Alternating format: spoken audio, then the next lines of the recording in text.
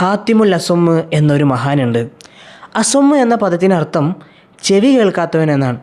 ഇദ്ദേഹത്തിന് ചെവി കേൾക്കാത്ത യാതൊരു പ്രശ്നവുമില്ല.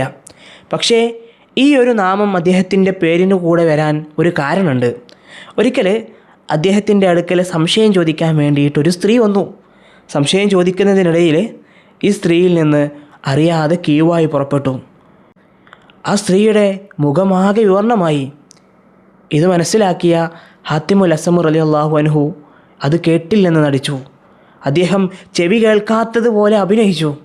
പിന്നീട് ആ സ്ത്രീ മരിക്കുന്നത് വരെ ആ സ്ത്രീയുടെ അഭിമാനം സംരക്ഷിക്കുന്നതിന് വേണ്ടി അദ്ദേഹം ബധിരനായി ചെവി കേൾക്കാത്തവനായി അഭിനയിച്ചു എന്നാണ് കഥ.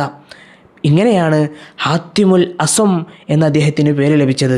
മറ്റൊരാളുടെ അഭിമാന സംരക്ഷണത്തിന് വേണ്ടി തൻ്റെ ജീവിതകാലം മുഴുവനും ബധിരനായി അഭിനയിച്ച ഈ മഹാമനീഷിയുടെ മഹത്വം എത്രയാണ് എന്ന് നിങ്ങൾ ആലോചിച്ച് നോക്കൂ.